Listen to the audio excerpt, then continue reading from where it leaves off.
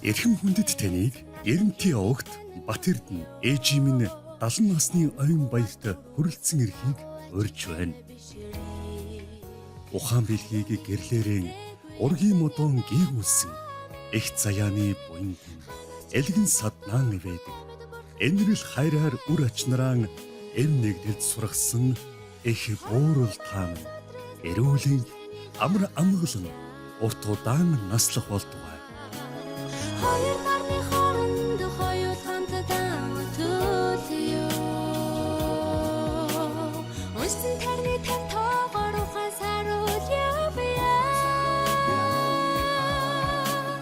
Уян дооны дээжээр сэтгэлийн сөрөг басаагаё.